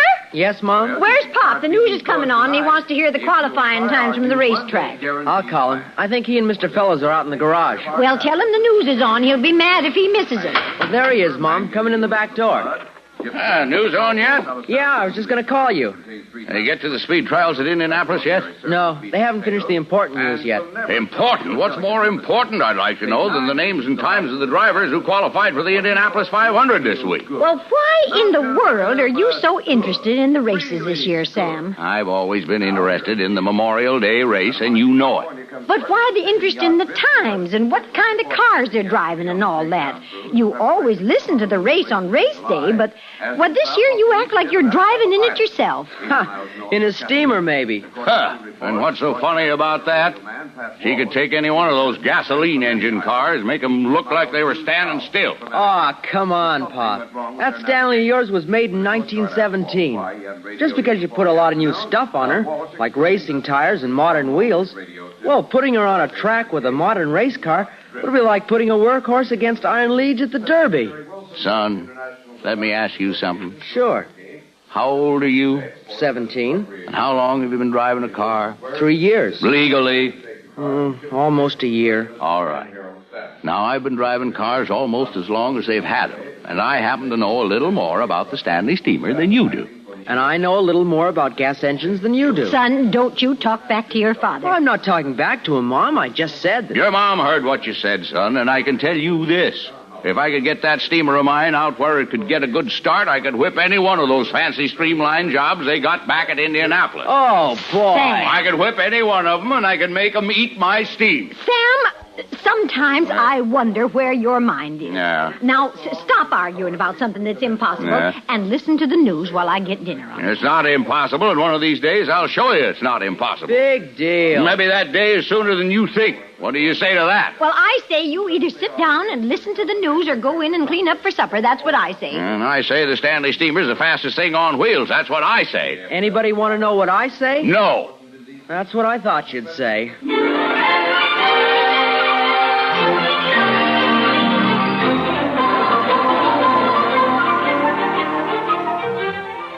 Bring the extension cord around the front of her, Albert. Hang it over on the nail. I'm trying to get it over the hood, Sam. But don't drag it across her. You want to scratch up the paint? I don't want to do anything but go home, Sam. Millie's going to give me a bad time if I don't get home early. She thinks you're down at the church again tonight? Well, I told her I was painting the white lines on the basketball court. Trouble is, I told her I was doing that last night, too. Well, tell her it's a big court. Hold that light over here so as we can get a look at these maps. Yeah, you sure got enough of them. Yeah, got them down at the auto club. Real nice about giving them to me, too. Didn't even ask me what I wanted them for. Well, what do you want them for, Sam? What do I want them for? I want them to lay out a course. A course of what? Albert, when you lay out a course, it isn't a course of something. It's a course to somewhere. Oh, where? Well, that's what we're going to figure out tonight.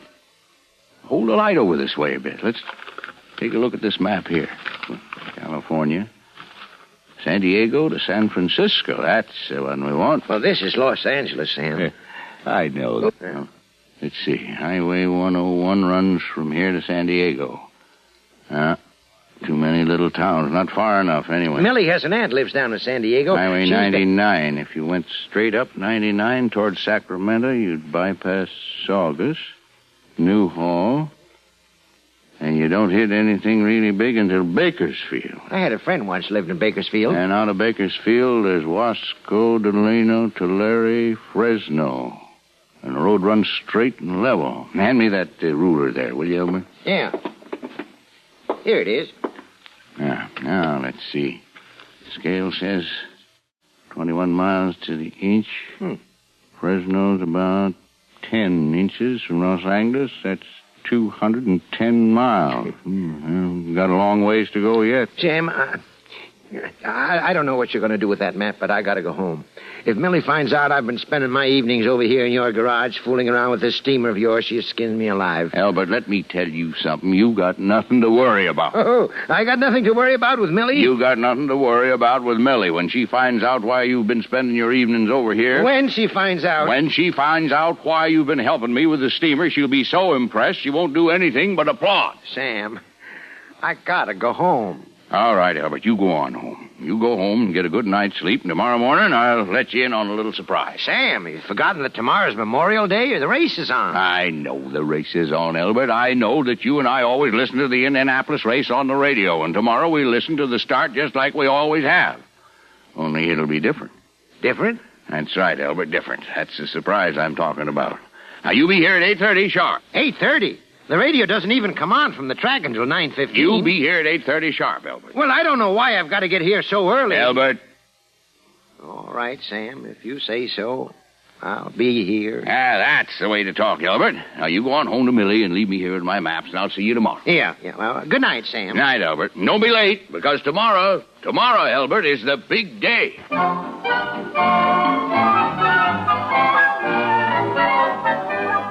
for the nation is fair with sunny skies and warm, clear evenings.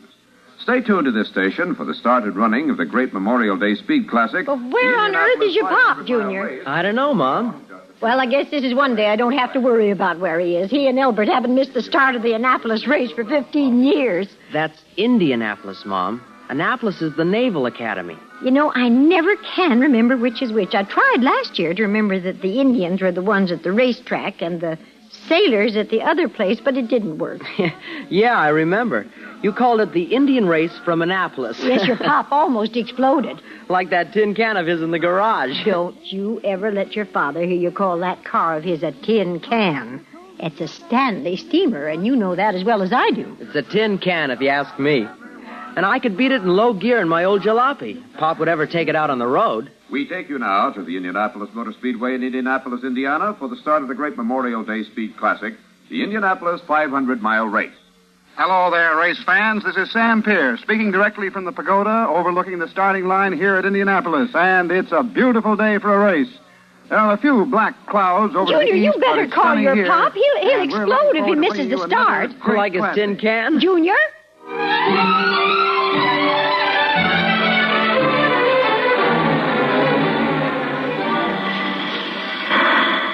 Open the doors, Albert. Open the doors and stand back. You gonna take her out, Sam? Just open the doors and see. Okay, Sam. They're open, Sam. Okay. Now stand back, Albert. There she goes. She's moving, Sam. She's moving. I know. Now bring that portable radio and follow me out to the street, and I'll stop her there. Okay, Sam. You did it, Sam. You took her out. Of course I did, Albert. Now hand me that radio. Here you are. I'll tune her up and see if they've got the track yet. On the track, running their warm-up lap. The race car is leaving the pits now, and in a very short time, the race will be underway. They're just about ready to go, Albert. Yeah, we better get into the house or we'll miss the start. Albert, we're not going to listen to the start in the house. We're going to listen to the start right here on this portal. Well, we can hear it better in the house, Sam. Albert, get up here on the seat with me. Me? Up there on that seat in that thing? That's right, Albert. Get here on the seat with me. I wouldn't drive around the block in that thing, Sam, and you know it. Albert, you're going with me. I am not going with you. You're going with me, or I'll tell Billy that you weren't at the church last night, or the night before, or the night before that. Now get up here on the seat and turn up the radio so we can hear the start. I don't like this, Sam. Yeah, you will, Albert. But you're going to share an historic event with me. You're going to be with me in my Stanley steamer when the starter at the track drops the starting flag in front of those racers back at Indianapolis. And when that flag drops, Albert, we're going to open the throttle and start with them. Sam Porter, are you crazy? And while they're driving around and around for 500 miles, you and I and the steamer will be going up Highway 99 to the town of Gridley. Sam! And Gridley, California is exactly 500 miles from where we are right now. You're going to race this thing 500 miles to Gridley? We're going to race against those cars back at Indianapolis. And we're going to win, Albert. We're going to get to Gridley before they get to the finish line. Sam Porter, you're crazy. Sitting up on this steaming monster talking like a crazy man. Turn up the radio, Albert. And here they come down the straightaway in front of the main grandstands, ladies and gentlemen, and they're off. The Indianapolis. Hang on and pump, Albert. Hang on and pump. Is underway. We're off to Gridley.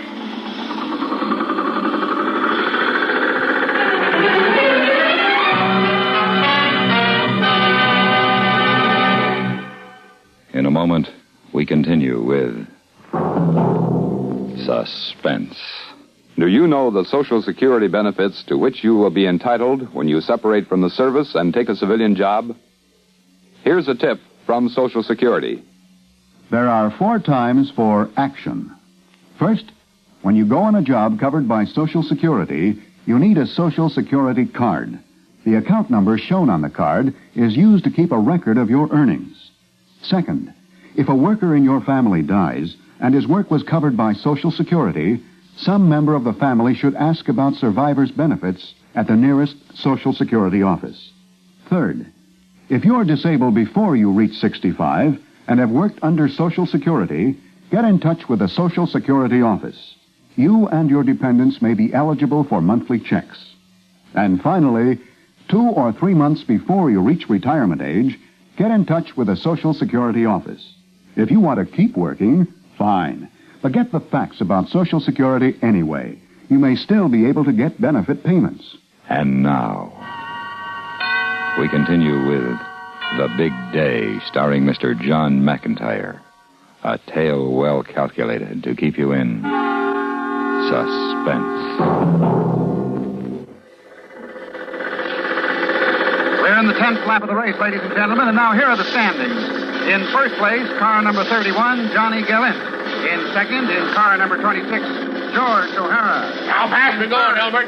I can't see the speedometer, Sam. Too much steam. Well, wipe off your goggles and bend down closer. I want to know how fast we're going. Noir Rutman.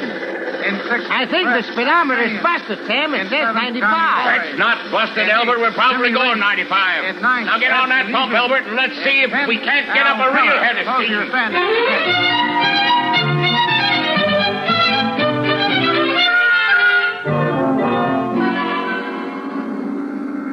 So far, it's been a wonderful race, ladies and gentlemen. Nothing to mar the thrill of watching these cars understand. hurtle around 15 years, he never misses a start, and now, all of a sudden, he disappears. I called him, Mom, but he didn't answer. Well, maybe he didn't hear you. Go on out the garage and get him. Okay, Mom. And if all goes well...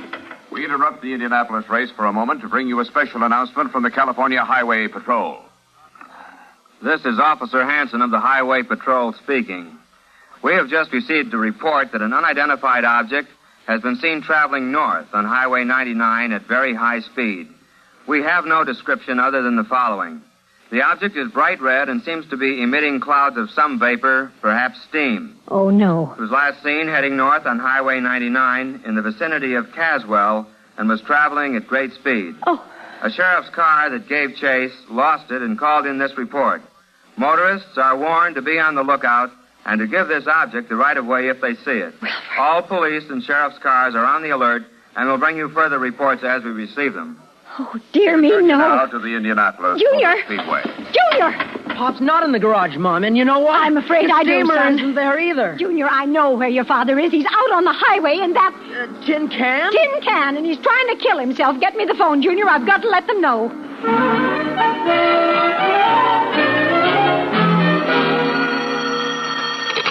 Police Department, Sergeant Walsh speaking.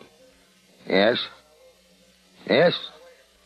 Now, wait a minute. Let me get this straight here. You say you know what the bright red object is. Now, what bright red object?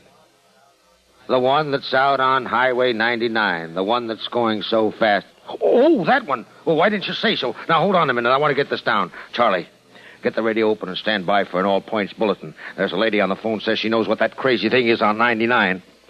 Okay, lady. Now you tell me just what it is. That's right. A what? A Stanley steamer?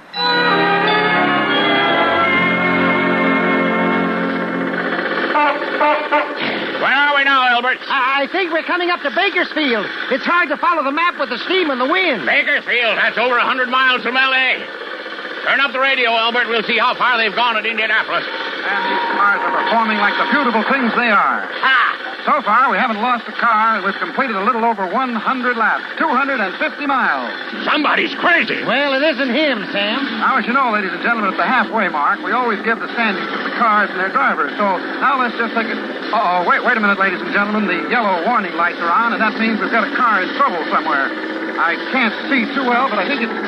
Yes, there it is. Down at the far end of the grandstand straightaway, there's a car against the retaining wall. It's a wreck, Sam. Shut up and pump. Yeah, I can see the driver, ladies and gentlemen. He's out of the car now, and he's waving that he's all right. Yes, he's okay, ladies and gentlemen, but that car is in a bad place there. They'll have to keep this race running under the caution flag until they can clear it away. Of course, that means the cars will have to slow way down, and this will reduce the race average, but, well, that's the brakes of the game. Come on, Albert. That's a break for us. Good news. Pump up some more steam there, and we'll make up some time on it. Sam, this has gone far enough. Now, you got through that last town all right, although I think you scared them all half to death. But this next town is Merced, and it's a big one. Now, they've got signals set for 30 miles an hour right through the main street. You can't go through Merced at 95 miles an hour. I figured on those signals, Albert. We won't go through town at 95. Well, thank goodness for that. Signal set for 30. 3 times 30 is 90. We'll go through town at 90. Flick of the whistle. Oh, no. Oh, yeah. Now get on that pump, Albert, and pump. We can't afford to lose any steam pressure at this point. We've got an average to hold.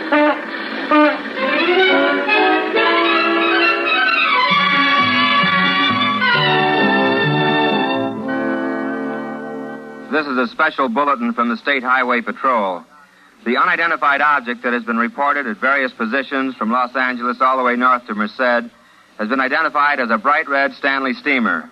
Police in Fresno were eluded when a roadblock they set up was bypassed unexpectedly. However, the California Highway Patrol are now setting an impassable block on Highway 99 south of Stockton, and it's expected that the fugitives will be apprehended any minute. Meanwhile, motorists using this stretch of road are urged to proceed with caution. This has been a special bulletin.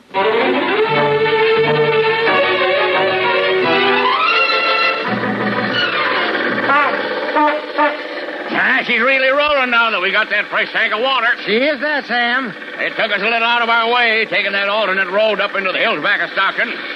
But I figured we'd find a water tank back there easier than in the city. And that farmer was real nice, too. You going back into Stockton now, Sam? Nope. Figured away on the map while we was stopped up there that takes us right around her. Figured it won't take much longer, and we can miss the traffic in the city. You're pretty smart, Sam. You gotta be smart to race a steamer, Albert. Turn up the radio, see how they're doing at Indianapolis. Batteries are getting awful weak, but I'll try. And now that the yellow lights are off, the cars are picking up their speed, and the race is really a race again. You know, this was the longest period of time that the cars have ever had to run under the caution lights, due, of course, to the unfortunate fact that a second car ran into the truck that was clearing the wreckage of the first car, and it's taken them a long, long time to get the remains off the track. But no one was hurt, and so we're off again at Indianapolis. Turn it off, Albert. We have to save the batteries. There's not much left in them now. You know something, Albert? What? I'm kind of glad those races are running on the green flag again. I didn't feel right having the advantage over them all that time. Sam, you're crazy. You are plain crazy. But you know, I'm beginning to like this.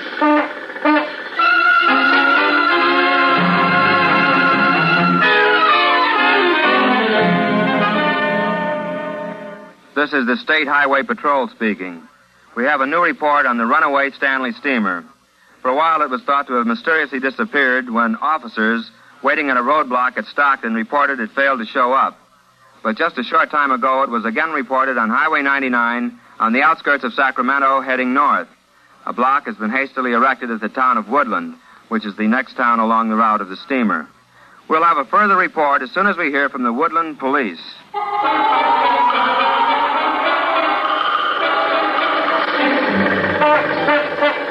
How come you cut off 99 onto alternate 40, Sam? Because alternate 40 goes to Gridley and 99 doesn't. You really mapped this thing out, huh? Albert, I've heard a lot of derogatory things said about myself from this wonderful steamer of mine. But it's never bothered me. You know why? Because you're smart, Sam? Because I knew that one of these days the big day would come along and I'd make all those people who said all those things laugh out of the other corner of their mouths. You know what, Albert? What, Sam? That day is here. When we get into Gridley, I'll have proven that what I always said was true. Turn up the radio. See how far they gotten back in Indianapolis. Okay. Yeah, it won't turn on. At least, well, I can't get any noise out of it. Batteries must have gone. Doggone it. Now we won't know how we made out till we get into Gridley. How much longer you figure it'll take us, Sam? I'm getting awful tired. Not too long now, Albert. Maybe 20 minutes, half an hour. Won't get there at all, though. I know, Sam. Hang on and pop.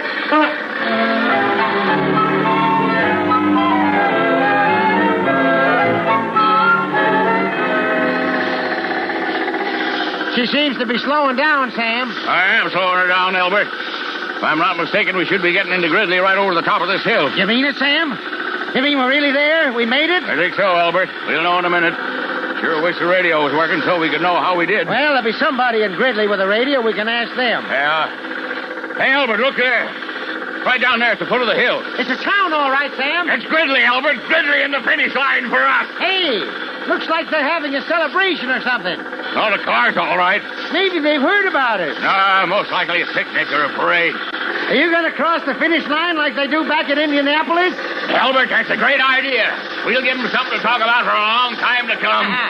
Get a hold of that pump, Albert. I'm pumped. I know, Sam. I know.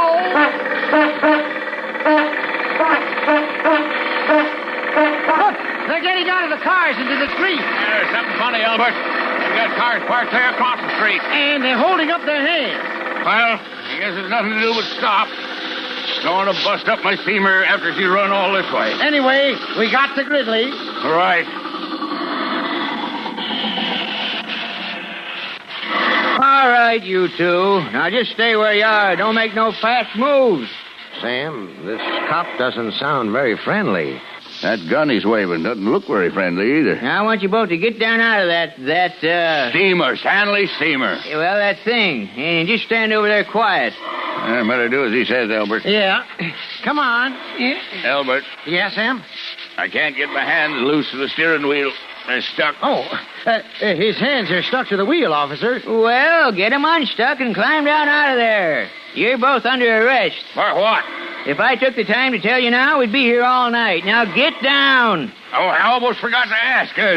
Sir, is this Gridley? No, this is not Gridley. This is Live Oaks. Oh. Gridley's about 10 miles further up the road. Oh, no, Albert, we lost. We came all this way so far, so fast, and we still didn't complete the 500 miles. Gosh.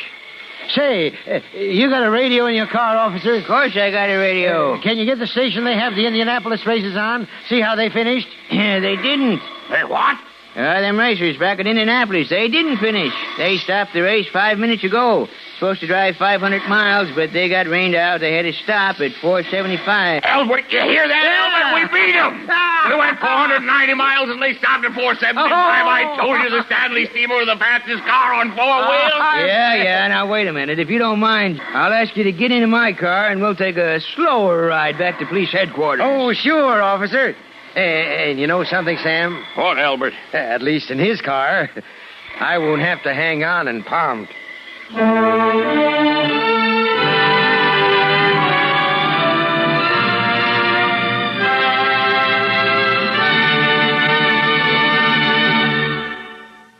Suspense.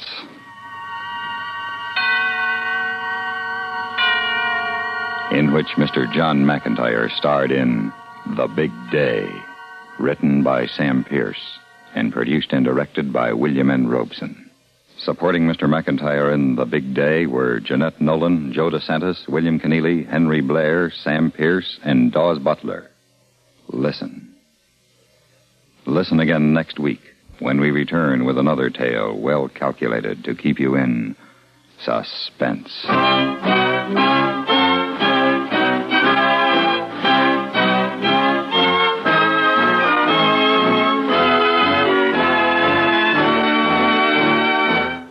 Suspense has been brought to you through the worldwide facilities of the United States Armed Forces Radio and Television Service.